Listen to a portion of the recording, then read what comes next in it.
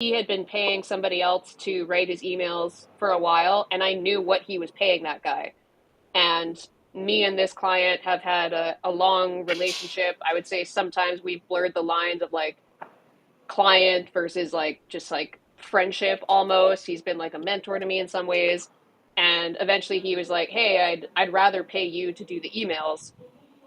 So he's like, "I can either pay you what I'm paying this guy, or I could pay you less but give you a percentage of any deals that get booked through the emails." And there was a point where that was actually the more lucrative option because he had a lot of traffic coming in, people were booking, and so there were some months where me doing that, getting paid a little bit less up front, but then taking the percentage actually ended up equaling more than what the flat rate would have been.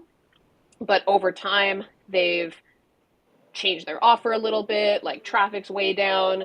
And sometimes this client would surprise me with like wanting a campaign written like days before. There was one around Black Friday where he was like, "Hey, I really want to do this promo, next week and the week after." And he'd been thinking about it for a while, but he didn't tell me that he wanted this until the Thursday. And he wanted emails to start going out on the Monday. And he wanted emails to go out every day for Black Friday week and then a second set for Cyber Monday week. But he had some different segments that the emails needed to be slightly tweaked for. So I don't think he realized how much work he was actually asking for with only days' notice. And I did it because I wanted to see like, well, what can we bring in? Like I saw it as like an opportunity, but I also like kind of resented it because I just felt like disrespected, I guess. I was like, this is just not cool to like spring this amount of work on somebody and like expect it done in such a short amount of time. And realistically, I could have just said no, but I didn't. Um, so it's just like things shifted. There wasn't as much traffic. There were these like last minute projects springing up. And to me, doing it that way now of like the lesser money up front and then depending on the back end just wasn't the it wasn't as lucrative anymore. And so I basically just went to him and I said, "Hey, I'll be honest, this just like isn't worth what I'm earning from it." Like, and it wasn't for lack of trying on my end. It's just like if there's less traffic coming in and there's less people ending up on the email list, or the offers changed and like that flow doesn't look the same anymore. I was like, things have changed since we made this deal, and the way we're doing this right now is just not it's not there for me. So I'm down to go back to our original agreement and do it for what you were paying the last guy for, because I thought like that's reasonable. I know he's paid somebody for this work before that much. I said, if you don't want to do that, that's all good. I'll stop doing them. And at first he said no, but then he came back a few weeks later and was like, actually, yeah, let's do it. Because I think even if you're not always directly getting sales from emails, there is value in being in front of your audience and nurturing people who end up on that list. So in that case, it was a bit of a unique situation. But the other thing that I would say about this, and it's something that I actually have gone through in the last couple of weeks of like learning how to really like show a client some kind of ROI. I think if you can show a client like, "Hey, this is how much we've earned you from our efforts," then you have a lot more leverage to say like, "I'm increasing the prices." And there's different ways you can do that. I think you can say like, going forward, when I take on new clients, I'm raising my prices. But I think you have to have some kind of justification as to why. So if you can show them the value that you're getting them, and especially if you can show them that you're actually earning them more than what you're charging them, then you have more wiggle room to raise your prices. Yeah, that makes a Yeah. lot of sense to me. Do you have any thoughts on that, Mike?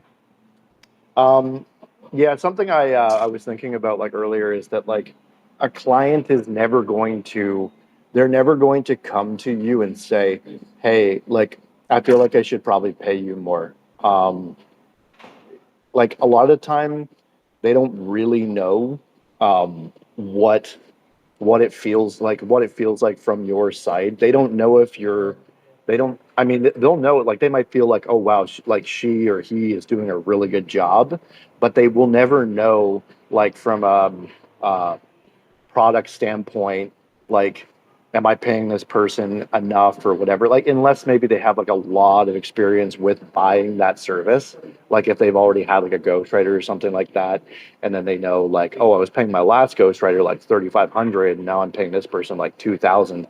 Well, then they might feel like they're getting like a really good deal, but they're never going to go like out of their way to be like, hey, I feel like I should really pay you more. Like, are you happy with this amount?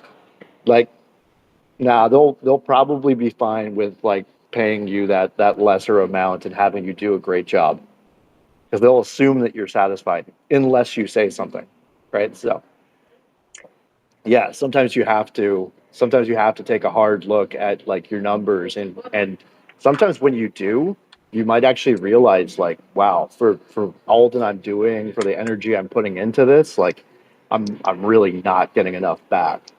And you especially realize that when you get more clients, and then you're like, you just have like a ton of work, and you're just a lot more aware of what every hour, like what you need to be getting paid for every hour and stuff of effort that you're putting into it.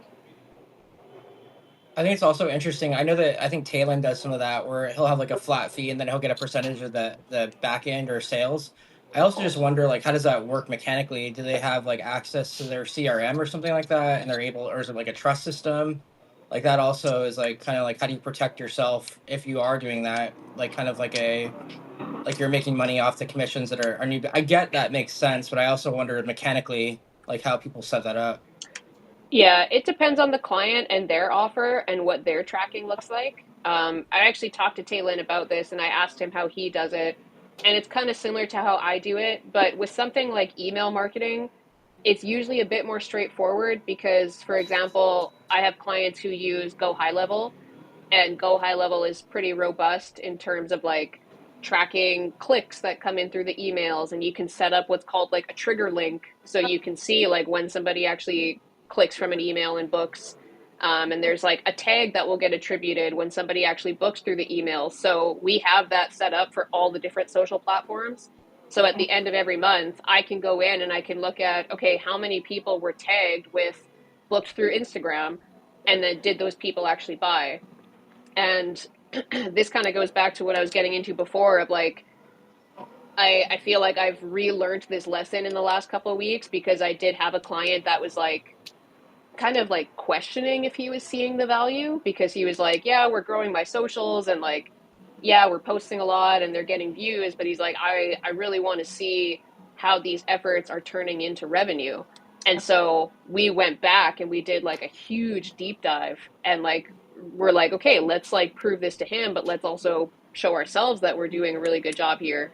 And by going back and like meticulously tracking all the revenue and cash collected that's come in from socials, we realized that we've earned him over $200,000 of cash collected. That's not revenue. That's cash collected actually like in their pocket. So we were like, yeah, this is what we've earned you, and this is what you paid Yeah. us. And so we've got him like a 400% return or something like that. And I was Wow. like, I should do this. I should be able to do this for every single client because I do think visibility is valuable. I do think emailing your list is valuable. Like all the work that we do is valuable in just that like getting this person's stuff out there to the world is doing a service to them. But I think if you can show somebody this is how my efforts are turning into dollars for you, that's what makes you like irreplaceable as their content creator. Because otherwise, if the only value that you can show them is visibility and views, you're more likely to run the risk of like if they have a low month or things feel tight, it's very likely that content will be one of the first things they cut. But if you can show them, no, this is actually proof that I'm earning you more money than what you're paying me, that's what makes you irreplaceable to them. What did that study look like, by the way, out of curiosity? What did you do to do that deep dive? Yeah, we basically, so I went all the way back to when we first started helping them with content, and I tracked all the sales that had been closed from people who had been tagged with one of those social tags. And we added up, like, okay, what were all those deals that were closed from anybody who's come in from social media? and then every single month, what was the actual cash collected from all those sales. So this is actually really important because usually like for something like a high ticket coaching program, you have like the revenue or like what the deal was closed for, but there are people who might pay it off in like a payment plan or something. So let's say somebody signed up for like $3,000, and so that deal was they signed a contract for $3,000, but they broke it up into 3 months. So the new revenue closed was $3,000, but the cash collected from that person was 1,000. So I note both because if I get somebody who buys off Instagram and they sign a deal for $3,000, and then let's say they're 2 months in and they drop off, well, that's not necessarily a me problem as the content creator. That's okay, there's some kind of problem in the program. Either this person didn't see the value, or we didn't have some kind of follow-up system in place to keep them paying. Like, it's good to know where those people are dropping off when you can see who bought, what did they buy for, and then how much cash did we actually collect for them. So it was very tedious in this case. Like I said, that client uses Go High Level, so I had to go back and do a lot of like hours of meticulous tracking because I would also close deals for this guy too. So I had my revenue closed from the sales calls, but then of those, how much of that revenue specifically came from social media traffic? And I saw some numbers that I was like, I need to see these for me. Like, I need to know this because I think a story that I often play to myself is that like I'm not successful enough, I don't bring enough value. Like, that's like a limiting belief that I kind of battle. So actually seeing those numbers and seeing, no, I've closed $1.7 million for this client. I've Damn. collected cash collected over $200,000 of that. Like, cash collected, not revenue, specifically came from our social media efforts. And Wow. being able to see that for myself but also show him that feels very powerful. It's amazing. Good case study. Yeah, it was that was a big chunk of work over the last couple of weeks. But like, I honestly, I'm probably going to write some kind of post about it or something because I think that if content creators can learn how to do that, and like even like content creators, marketers, whatever, like people always want to see the ROI in some way of what you're getting them. And sometimes it is visibility because I know, Jerry, you've talked about like helping a client with his podcast, and the value you got him is he closed a huge deal from somebody seeing his podcast. So like, that's value. That's proof that you did something for him that resulted in more revenue than what he paid you. And that's what makes you super valuable. And not just valuable, but like, he's not going to want to cut you when he sees that kind of value coming in. Yeah, attribution is one of those things that's always hard to track, and to do it at scale probably is a little bit difficult too. I'm also starting to really like kind of like double down on like qualifying people better and like getting better at like a qualify or a discovery call. I don't really have like a really good discovery process in place, but I realize that's something that's lacking in the front end of my sales process. What are your guys' discovery calls look like? Are you guys pretty thorough with them, or like how do you guys generally do that if you have like a new lead that you're talking to? Yeah, I mean, I just have kind of like a standard set of like open-ended questions, but it always like I mean, you start with that, but then you go where the conversation's gonna go, right? Um, but yeah, like you want to find out if they do actually have like a viable offer because it's like say even in this scenario, right, where like Kelsey, it turned into like $400,000 of like revenue in that. It's like you're not going to be able to do that if they don't have a good product and offer that like not sells itself, but like is already validated and already works. Like you're just not going to get those results, right? So if you're really being um, if you're being more picky, like and you're at the point where you can I shouldn't even call it being picky, but like as long as you're in the position where you can like set like really like tighter standards in this in terms of who you'll work with, then you almost shouldn't take somebody if they don't have that viable offer. However, there are situations where it's like I've had a ghostwriting client where it's like the guy just wanted he wanted ghostwriting so that he could like potentially land new job opportunities when his contract was up. Like he was like a VP of operations, right? So it's like we're not looking at like producing like revenue from selling a product there. It's like it's just a different goal, right? So yeah, sometimes you do take on a person like that. And then other times you have somebody where it's like, yeah, we can actually really kill it for this person because they have like a validated product and stuff. And that's what will lead to those types of case studies when it's like the guy who just is looking for more LinkedIn exposure to land a job when his contract's up probably is not going to be the best, probably not the best case study for you. So, Yeah, I was actually talking to somebody that I had like kind of partnered with on a client about this week, because I think yeah, it's like they need to have a viable product. They need to already be making revenue in some way. Like they need to know what that customer path looks like. So like, okay, we're going to create this content to get you out there and in front of more people, but what is the path from there? Like what is the next step we want people to take from the content? Is there a lead magnet that we're sending people to that's going to send them to a low ticket offer and then to a high ticket offer? That's not always the case. It might just be straight to a product, but we need to know like what does that customer path look like? And I think, like, for example, I don't really work with people that are like just getting started. It's not that you can't. And like there are those rare cases where sometimes you see like there's a real opportunity here and I believe in this person. So this isn't like a hard and fast rule, but it's much, much easier to come in and create content for somebody who already knows like what they're selling, what their mission is, where they want to send people to.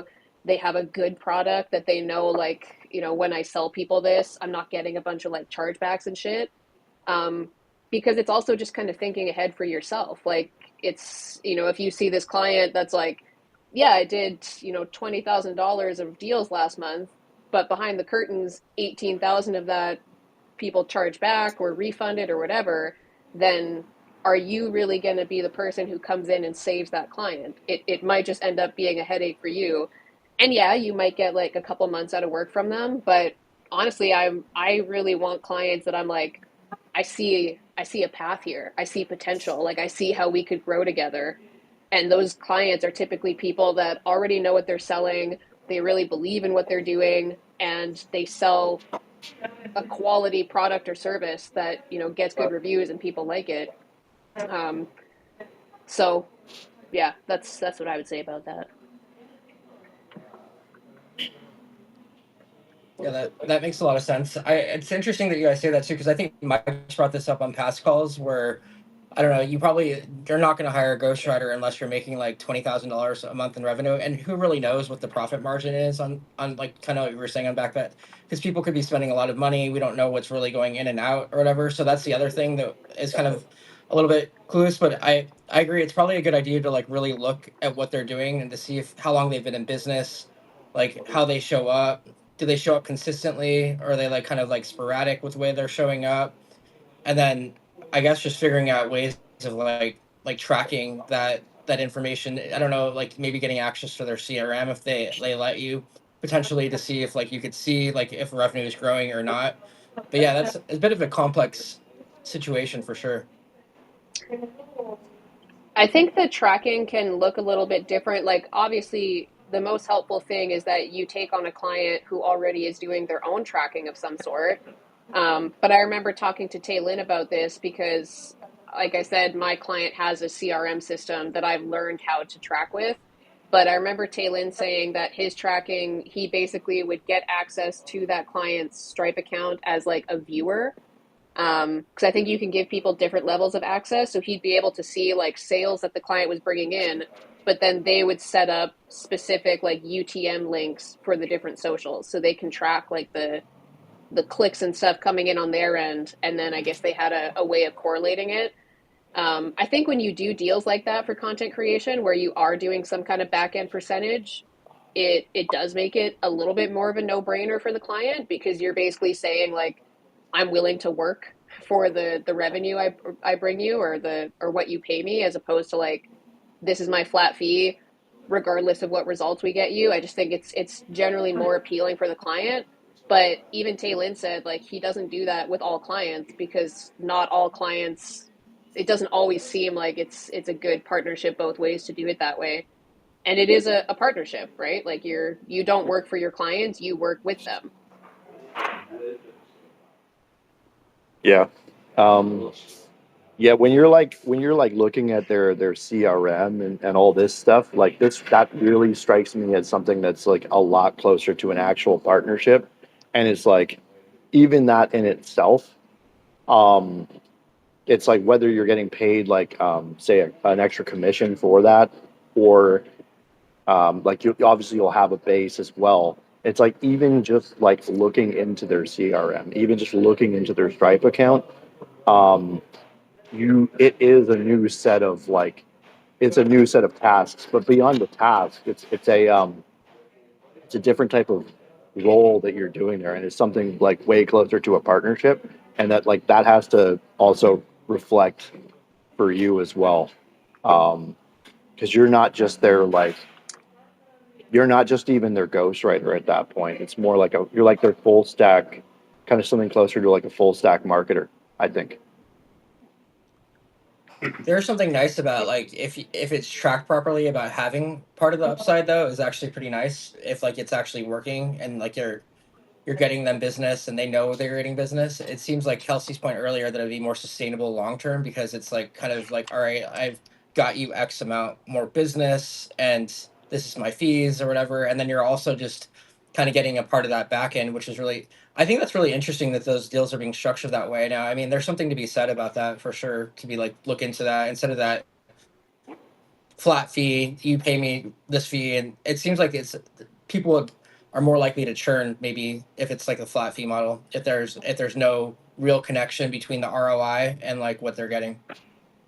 Yeah, and I mean it's not that you always have to immediately come into it saying like, for this many posts I make you, we're going to get you this much revenue. I mean, that would be a really strong offer, but with something like organic content, I'm sure we can all speak to this that like organic content doesn't always translate into revenue right away. At least not like in the first couple months, and it might, but you can't always track that because I've had people who like I closed sales for this client who said to me, yeah, I've been watching his content for like 8 months before they bought.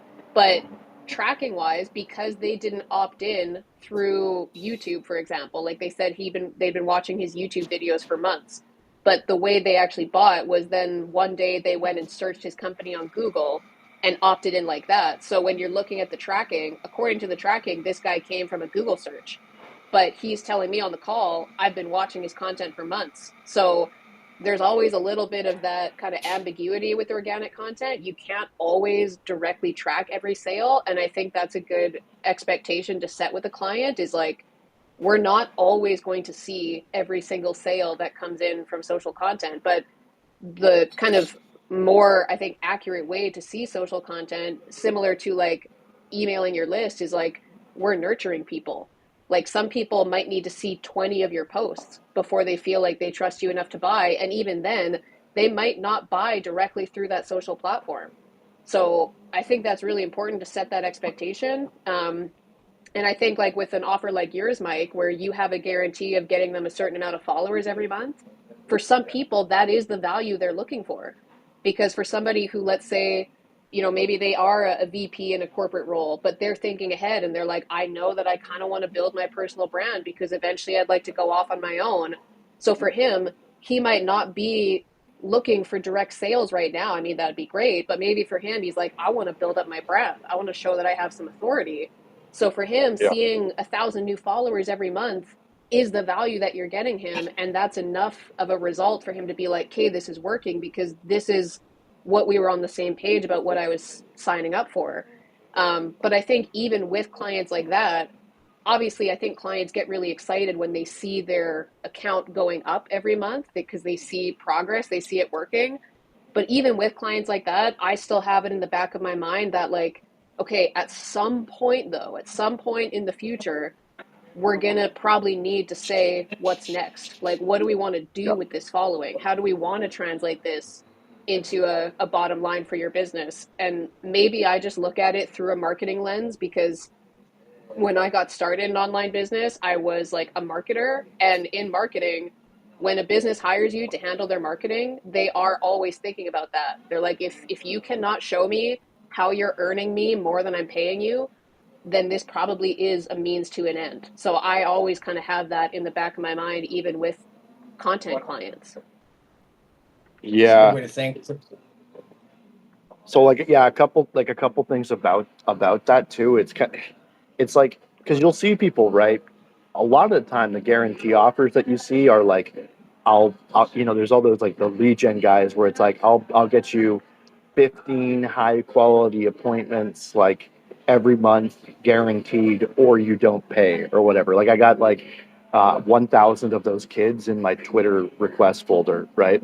And apparently they can all do that. I don't know. I don't know. I'm not sure if they've even had their first client. Um, okay, so the thing about like the 1,000 followers per month like guarantee offer, and the good thing is I feel like a lot of clients I actually worked with that like signed on for that kind of understood. They seem to just inherently understand that it's that like for example, I could have just, had a guarantee offer where it's like, I'll help you increase your revenue by 33% or something in the next year or something like that, which is like crazy, right? But well, then the problem with that is how big of a business are we talking about here? Like, are we talking about a business that does $500,000 a year, or a business that's already doing 5 million, or a business that's doing 10 million? Because you're not going to come into a business that's doing $10 million or yeah, let's just say $10 million. You're probably not going to come into a business that's doing $10 million, and just from you helping them with LinkedIn content, you're going to increase the revenue by 33% in the next 6 months. Like that would be a lot. Um, so versus if you're working with an agency that's doing 30 or $40,000 a month, where yeah, maybe like LinkedIn content actually could help them increase revenue by 33% in the next 3 to 6 months, because you're talking about a much smaller business, right? So it's like, okay, you can't do some guarantee offer like that unless you're working with one very specific narrow niche, like agency owners who are making like 30, 40, 50K a month or something, where you can come in and actually have that much of an effect, right? So it's like that's kind of off the table unless you're working with that one specific type of client. Okay, what else? Like leads or something. Like I'll help you get 15 high quality sales calls per month or something. Again, like that's super specific, where it's like you've got to be working with like coaches, consultants, agency owners, meaning that you're not working with like the B2B CEO founder type guy, where it's like he's maybe not even necessarily looking for like those types of sales calls. He might just want more like brand presence and awareness for his company and stuff, right? So, but the thing about like followers is that it kind of covers a lot of areas, because it's like the guy who wants leads and opportunities, if he's smart, he might also understand that if you're driving 1,000 new followers per month, that as long as it's like real, and that you're also probably going to be driving a lot of impressions with that as well. You're getting a lot of attention. You're getting a lot of new connections in that, and as long as it's kind of like dialed in, and you're getting the right kinds of followers, that has value. So it kind of like scratches the itch of like multiple people. It scratches the itch of the person that wants more brand presence and more authority, right? And it also scratches the itch of the person maybe who wants like leads and opportunities as well, right? And when you have a bold offer like that, like 1,000 new followers per month, um, it it kind of acts as like, or and especially it used to, and it worked really well like about a year ago. It was working well, um, until the LinkedIn algorithm changed. It's a whole other story. Um, but yeah, like it's like the guarantee was kind of a part of the marketing because I feel like not everybody was doing that on LinkedIn. Like I didn't see a lot of ghostwriters offering some uh, wild guarantee like that, and that's why it worked so well for me.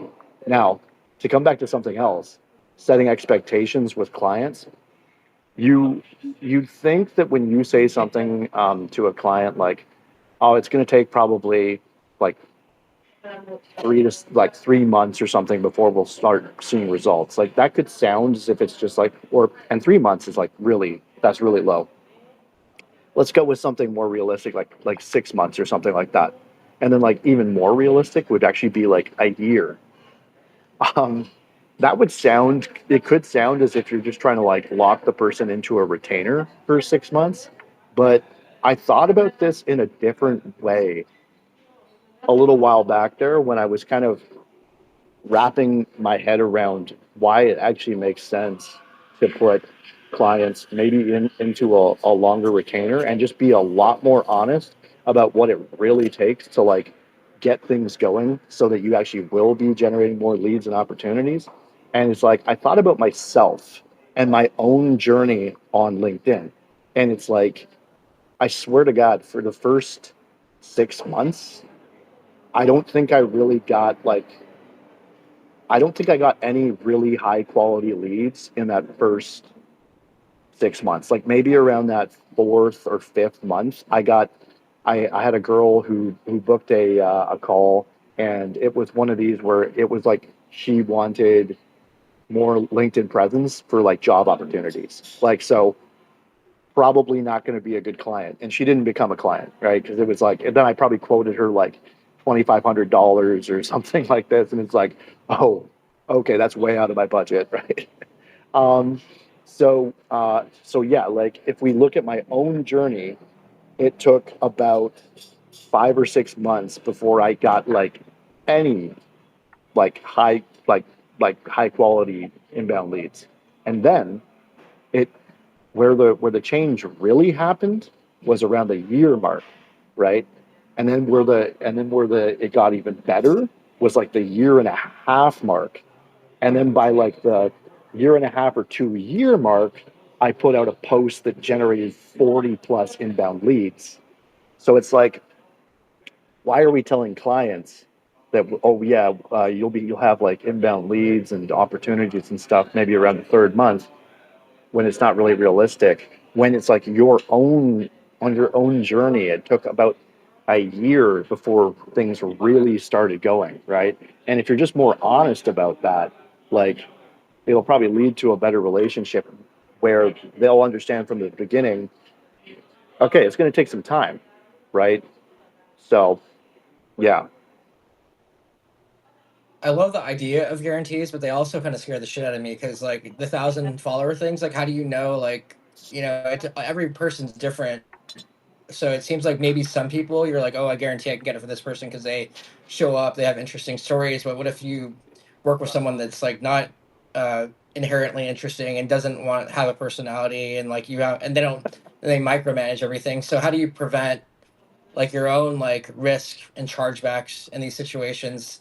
Like I get why the clients like, but I also like from a risk perspective, like worry about like chargebacks and like whether or not I'm able to fulfill on promises and things like that. So I always wonder how people do it with such confidence. And that was a bold move that you did, Mike, the 1,000 follower things.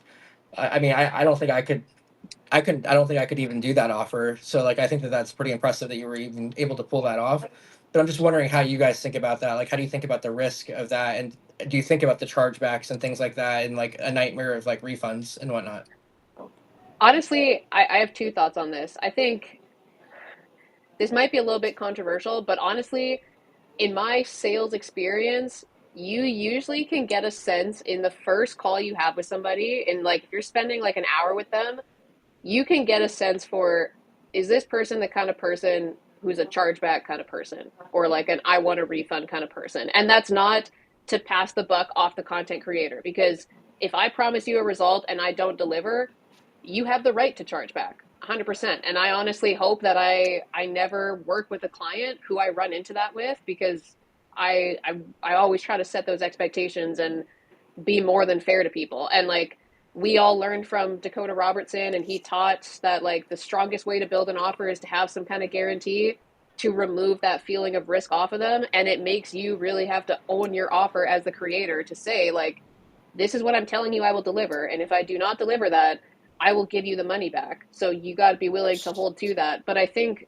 when you do offer some kind of guarantee, you then have to be even more specific with what not qualifications, but with what the client needs to meet in order for you to meet that guarantee. So for example, if you're like, I guarantee that we will get you 1,000 followers this month, that comes with the stipulation that you need to be on the interview that we do once every month. You need to, if you want to be reviewing the content, you have 72 hours from the time I send it to you to give me those revisions. Like if you're going to offer a guarantee, there's stipulations that come with that, because you're basically saying, I do offer this guarantee, but I have these things that need to be in place or need to happen in order for me to fulfill that guarantee.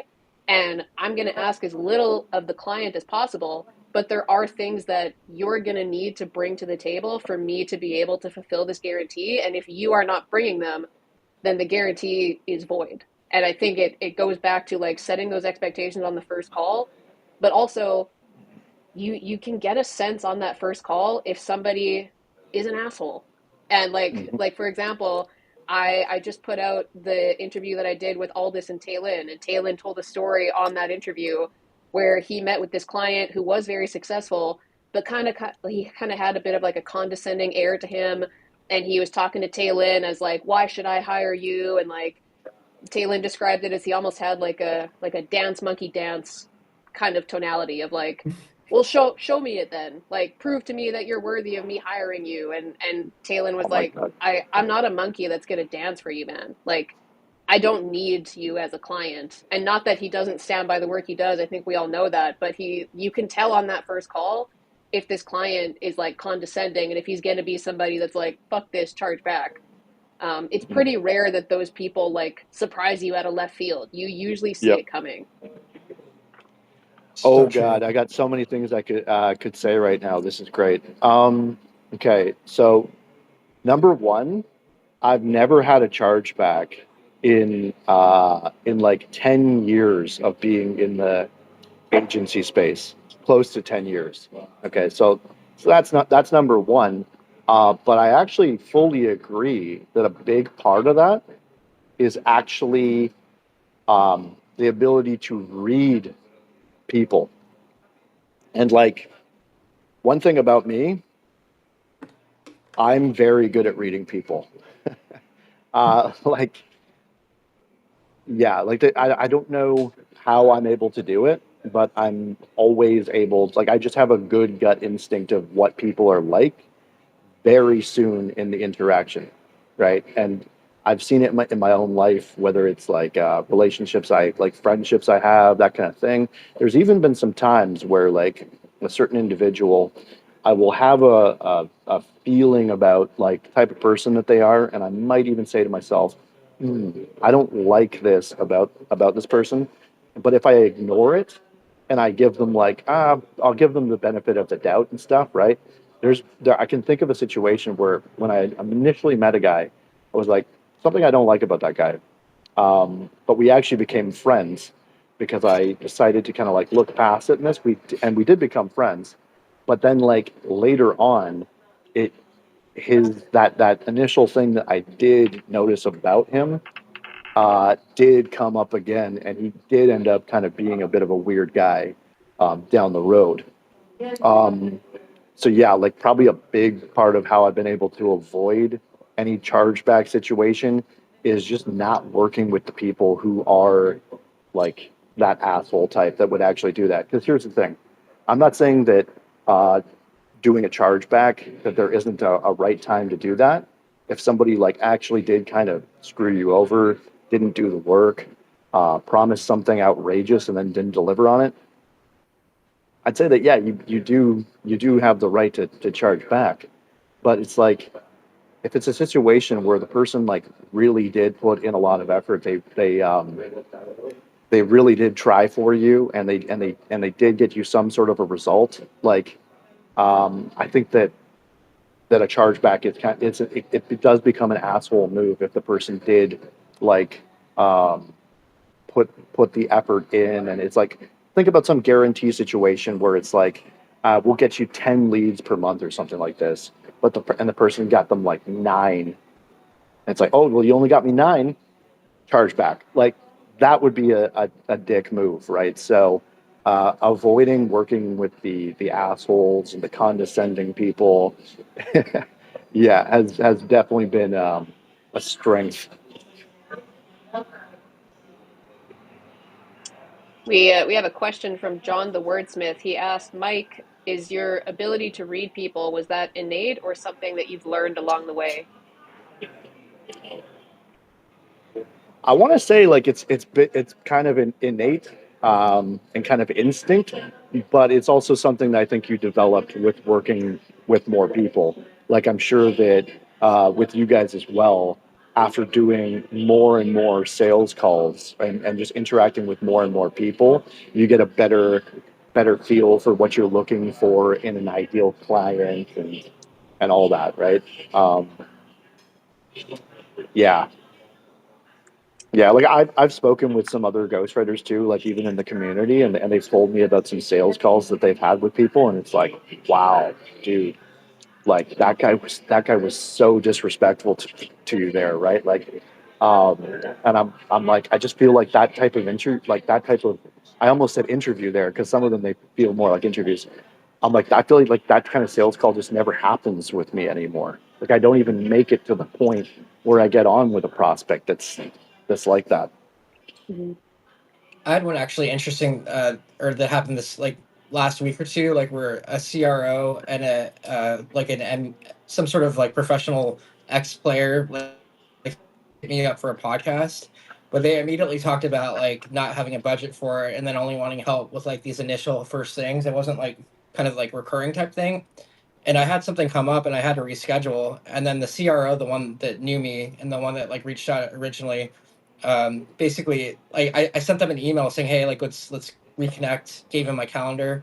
And then the CRO was like, hey, like um when are you free to the other guy? And the guy like never like responded. So you could already tell like there was already kind of like a disconnect between like the way he was like acting, because it's like the other guy already knew who I was, and it seemed like you could already I could just tell that there's something like off, like it was going to be like an issue or something, that there's something there. So you could kind of see the pattern in the communication early, I feel like, and I kind of like just trusted my instinct, and I could follow. I mean, I usually follow with them, but there's something about it that I was just like, I don't think this is worth my time, because like it feels like if they're already kind of like being difficult to get on another call and they're not really cool about it, like if something comes up, like that's kind of a sign, like all right, like this, like if something really legitimately came up and I was like, hey, I need to reschedule, do you mind? And I sent them professional thing, follow up, whatever, and you don't hear back from them. Obviously, like it's our job as salespeople and like owners to follow up with people, but at the same time, like that is some a bit of a signal to some sort of degree. Yeah, I think to add to what Mike said and to answer John's question, I think that the more you talk to people, and like especially when you're in business and you're doing any kind of sales, or you're having a lot of conversations with people, you innately just become better at reading people because you start to notice like patterns in personalities and patterns in behaviors, and like I like doing like having been in a sales role for a while, like I've done probably around like 1,500 calls, and you just start to pick up on like when people have these certain cues.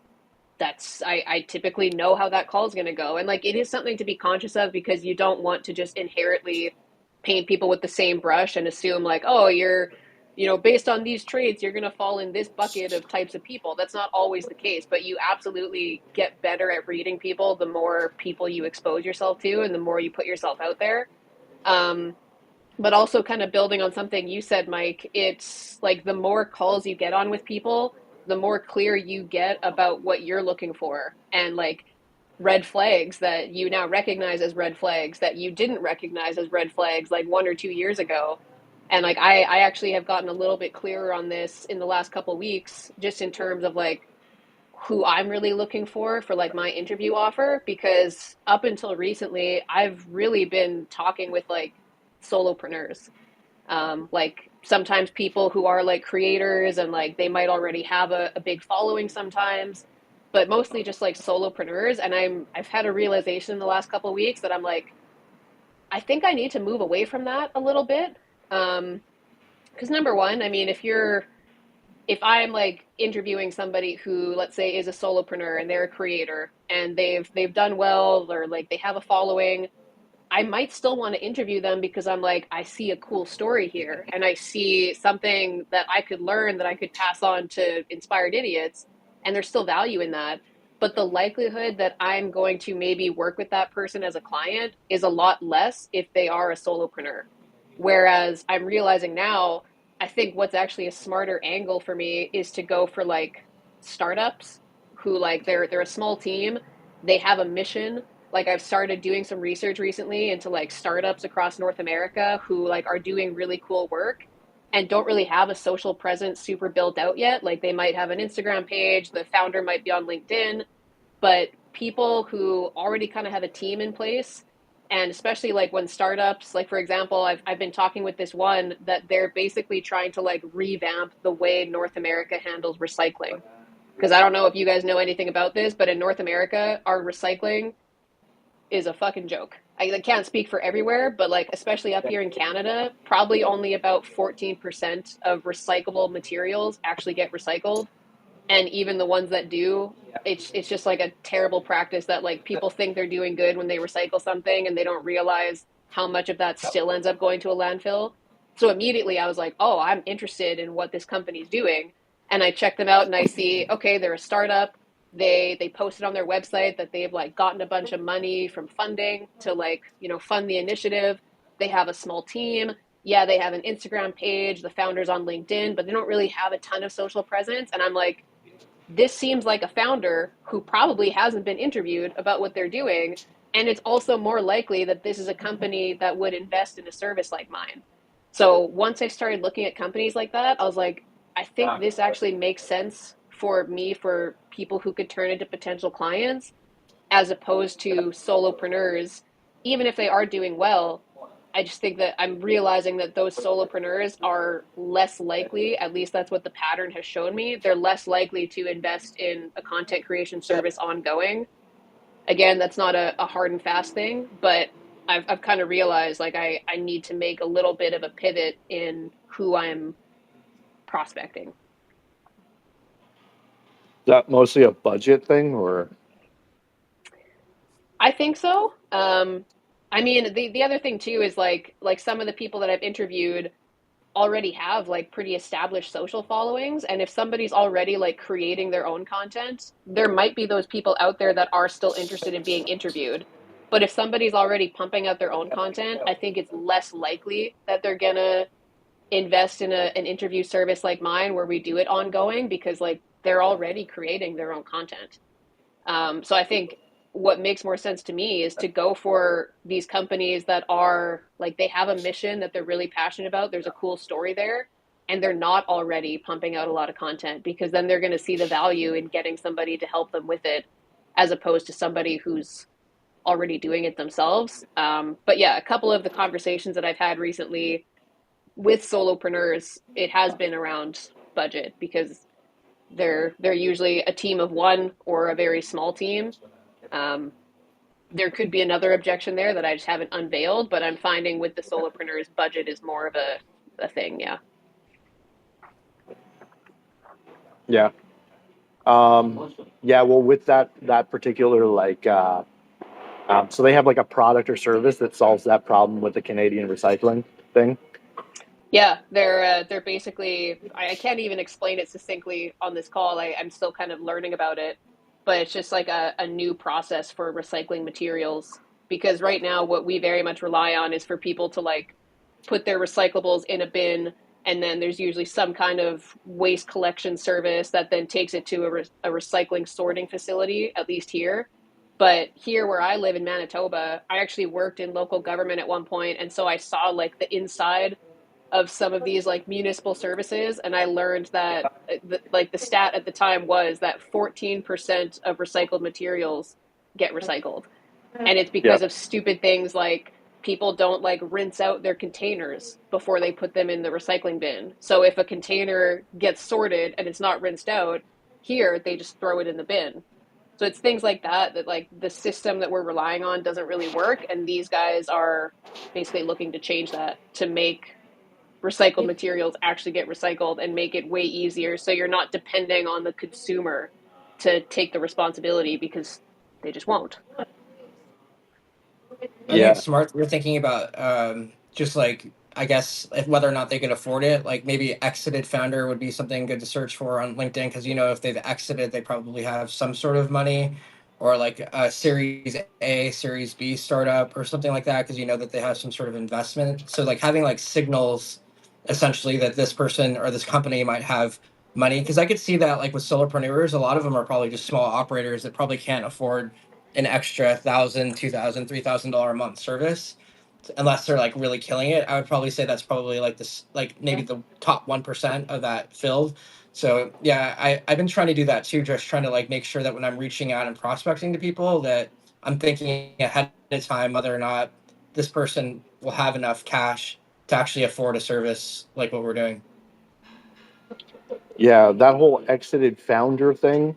I don't know if you perhaps pulled that from a specific ghostwriter, but I know a ghostwriter on LinkedIn where that's like his whole thing is like exited founders, and it's pretty genius. I've thought about that. It's like it makes so much sense. You're going for the people who like That's right. you are certain that they definitely have the cash for it, and they might be in that more like relaxed position too where they're still open for opportunities, investments, all that, right? Sitting on boards and stuff, but they've got a lot of money and they know that, like, yeah, if I put out videos and stuff and tell my story and this, I'll probably land the next opportunity, right? But they've got a ton of cash and they've got some time, so yeah, it could make a lot of sense. Actually, that would make a lot of sense for both of your offers, right? Because what I just described there is like kind of the perfect person, right? And they also might not be putting out much content as well because they're not a content creator. Mm-hmm. I also think that like maybe like real estate people if they're not on video.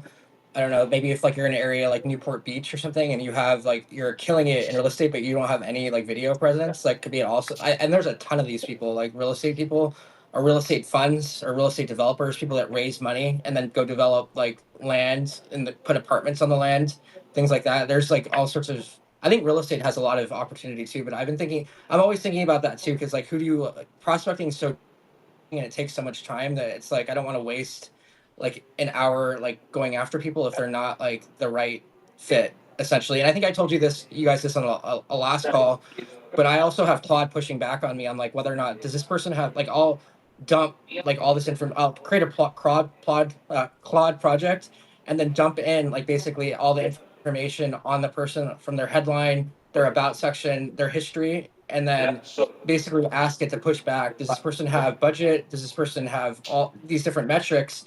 So it'll be like, no, dude, don't waste your time on this because this person doesn't have any money or whatever, or it looks like they're all over the place.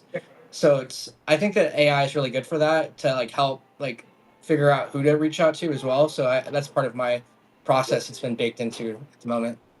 Yeah, I think that kind of touches on what John, the wordsmith, responded. He said, "Damn, every time I look for a magic bullet, it keeps coming back to show up, put in the reps, learn from mistakes, trust your gut." I mean, none of this happens. Like Mike doesn't learn how to read people without putting in the reps. Jeremy doesn't learn, how to prospect better and who he's looking for without putting in the reps. Because the way that you learn what you don't want and what you're not looking for is by getting in there and getting hit in the face with it and being like, okay, so now I know, now I'm a little bit clearer on who I am looking for. Um, but I'm curious, Jeremy, I've actually, I don't even know what's the term, like you said, like looking for Series A or Series B startups. What does that mean? it just means like different rounds of investment. So Series A is like your first round of investment, Series B is second, Series C is third. So it's kind of just Yep. like the evolution of like a startup. And I think obviously if someone gets like more money over time, then it shows that VCs like that person's product. Mm. That's another one too. Like maybe even that like venture capitalists could be an interesting one because usually they have like a shitload of money that they're playing with, right? And they're looking for deal flow. Like they're looking for companies to invest in, and they're looking to be like that um, premier person. So I don't know. I think there's and SaaS maybe too. Like SaaS software could be an interesting one. I just feel like there's so Mm. much opportunity. So I think I also asked Claude that too. I'm like, who should I prospect? Like, who will have the money to afford a service like that? I chat with AI a lot about that before like I'm doing things, and I tend to create projects for every like new thing that I'm doing. And I think we talked about this on another call too. I want to develop something too where it's like if I record the transcript from the call, I want to develop a project that reads the transcript and says like, "Hey, is there anything that you see about this person where I shouldn't like go after them, or what do you see that you think that is good to go after, and will it be sustainable?" So I think that like building some of these processes into our workflows, whether it's prospecting, whether or not it's a green light go or whatever, is powerful. And I think that I'm kind of learning it all on my own because I don't really have anyone like I mean, obviously besides our group with Dakota and whatnot, but I think that all that is definitely going to be helpful for like hopefully like building sustainable revenue because I'm not trying to get like someone that's going to churn. I obviously we have no control over that, but I can control my processes and the way I think about structure and things like that. So I'm really taking advantage of like AI in those situations. And Claude's really good because it pushes back on you too. It's like, dude, like don't go. It'll tell me straight up when I'm prospecting. It'll be like, yo, don't go after that person. Like skip. Da, da, da, da. I was like, all right, cool. Yeah, a lot of the areas where AI is actually like the most useful is, and actually, Kelsey talked about this on one of the last calls too, where it's like having it read your like an agreement for you or something like that, right? And by the way, Claude, I've also noticed is much better at reading any sort of document. ChatGPT seems to really be shitting the bed on that one. It will tell you that it's like read it and stuff, and then it will just spit out some garbage, and you're like, no, you didn't read it. It's like, yeah, you're right, I didn't actually read it. Um, but Claude, like I used it recently where I like downloaded a whole PDF of like my manuscript for my book, right? And then I put it into Claude because I wanted it to create like a chapter outline of like of every chapter I've gotten there, and just do like I think I said like 3 to 7 bullets for each chapter, just so I could like see it in a really linear way of what all the chapters are kind of doing and how they're lining up with each other. Because I'm also like adding some chapters now as well. So you really want to clearly see like, okay, where would this chapter I've added, where should it go? And having like the bullets allows you to logically see where it should go. And like Claude was able to just like go through the entire PDF, right? And then and like create bullets for every single chapter, and it was able to do that pretty quickly. Or like Jeremy being like entering information of a prospect, and it's like, does this fit my criteria? Like that's where it's like it's really good. Versus like if you have it right for you, there's always going to be you're always going to have to like edit it heavily to bring your voice back. Or another way like of using AI where it doesn't just like, like strip your content of your voice would be that you just use it as like to do a voice clip, right? And then you have it organize the idea like so it's like organized most optimally, but you tell it, do not change my words here, but just arrange them in a way that makes sense for like a LinkedIn post. That way you're maintaining all of the authenticity and voice, and it's just arranging it in a way that makes sense because it is good at thinking logically. Um, yeah. Interesting.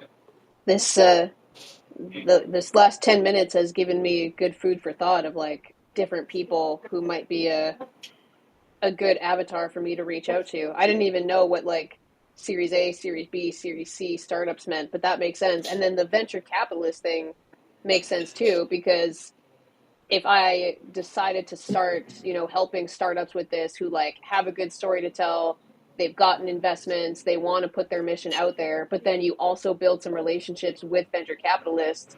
I mean, you could start connecting people too, and there's value in that. Interesting. Or yeah, totally. Or like Y Combinator, for example, they're the ones that produce like Airbnb, Stripe, etc. So like if you get in with someone like that and they have all these sub clients under them, like you could potentially be like the girl or guy for all those different clients underneath them.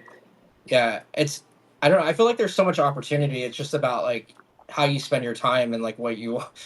It's I always struggle with that too. Like how where like do I want to create content or do I want to prospect? And like recently, I'm also dealing with like going through like a having to I had a divorce that happened like 3 years ago, and I have to go to court in June, and I'm representing myself pro se. So like it's been eating up a lot of my time, and like I have like a 20-page divorce to create with like a property settlement that I'm going through. So I've had Claude helping me out to figure out like how to represent myself, how to file motions, all this shit. So it's also kind of taught me a little bit about like business law and contracts as I'm kind of going through this, but it's been eating up like a shitload of my time. So it's like one of these things too where I have to like compartmentalize things. I'm like, do I want to like spend time making content or do I try to like go out and prospect? And recently I've been kind of just like siding more on the prospecting side just because I feel like that's like I still try to do like a minimum viable post schedule, but at the same time, like I also feel like prospecting is probably the fastest way I feel like to like get new business, even though I hate it. Yeah, this has been something that I've been kind of wrestling with over the last week, and I'll keep this short because I know we're wrapping up soon. But just like the balance of like creating content versus prospecting and having conversations, because I like being able to put out a lot of content. I love doing these lives with you guys because I feel like we talk about content, we talk about business. Sometimes I get like some clarity from doing them, but then they also double as like content that I can post. But I don't ever want to just like focus on spitting out a ton of content and not doing the work that actually helps grow my business, because I mean, number one, I don't really want a client like, I think sometimes you'll get those clients that are like, oh, you're a content creator, and then they like go check out, your page, and like if somebody were to look at my YouTube right now, they'd be like, well, this YouTube has like 200 subscribers and some of these shorts get like 3 views. Like, what can you do for me? I think there's authority that comes with having your own established social profiles. Um, but I You're think there's kind of posting everywhere, by the way. I noticed that. Like, I noticed you have an Inspired Idiots Instagram as well. I didn't even know that till recently. yeah, And you got a lot of followers there too, like 8,000 or something. yeah, we've had that page for a while. Yeah. Um, Damn. but yeah, it's like a balance between like posting our content and trying to always make that better, and also like getting out more content so that we can post. Like we've been working with AI to basically get like an AI assistant to like kind of run the whole clip cutting process for us. And my husband's just banging his head against the wall working with Claude and building an app that can like basically just do all of that for us so that we can Damn. put content out there faster, so we can test more and like keep improving the content faster. So it's like balancing that, like creating content for our brand to help with the prospecting and stuff, but then also just like focusing on like having those conversations and actually like doing that kind of insider work to grow the business. John says, I'd love a call just about Claude. Cool. There's a lot we could talk about, I'm sure, with Claude. Yeah, yeah, it is pretty powerful, I will say. Um, Actually, one thing that John said about like it just putting in the reps and showing up and that, like, I also spoke about this with my buddy Gage recently, and there's something I said that because like in this day and age, right, there's just so many, you don't have a shortage of opportunities. Like there is so much opportunity out there. Like even though the economy might be shit and like even rich people are probably feeling the squeeze a little bit or whatever, like there is so much opportunity out there. But the biggest problem that also comes along with that is that shiny object syndrome, and I don't know if you guys are feeling this as well. I feel like it's an even bigger problem now than it was like 10 years ago. Because I remember when I first tried to get into online business like 10 years ago or whatever, I did have a brief moment of time where I had like major shiny object syndrome. Thank God I got over it. And then I realized my first big win was like food blogging that I then turned into restaurant marketing. And the thing that that taught me was okay, you have to pick just one thing and go really hard at that, right? But like even now, more recently, I've uh, I've actually realized that like I've gotten shiny object syndrome again. Like you hear about all these different business models and stuff, um, and different things that you could do, but like I'm really trying to avoid it because I know that like it usually leads to a downward spiral of just trying too many things and not just focusing on one. But basically, all of the success and all of the results come from picking one thing that works, that you like, that you'll stick with, and just going hard at it. That's it. Yeah. That Yeah, seems like a I'm good I'm note to guilty. end on. Yep. Yeah, sounds good. I guess housekeeping. Did you guys want to just quickly chat about Mike? Did you want to move this to a different day? You'd mentioned that, or I know we're Oh, on a live call, uh, but did I you guys still thought about Fridays are that. still good? Or Like we could stick with this, but I thought about that, just that if you think about it, it's like most people are working a 9 to 5, right? So it's like, are we asking people to show up at like noon during their like 9 to 5? Um, we had that one day where we had like 47 people show up, and I don't know if that was like a holiday or something like this, but like I feel like there was something up with that day that 47 people were able to attend. I mean, like on other days we're having like 5, 6, 7 people show up. So I don't know. We'll talk about that another the time soon, I next? guess. Yeah. Okay, cool. I'll set the next Cool. one up for next Friday. And thanks, John, Yeah, for all the input. It was fun having you, and thank you guys both as always. You guys are always so fun to talk to, and I guess have a good weekend. Yeah. See awesome. you Great guys. call, guys. See ya. Bye. Bye.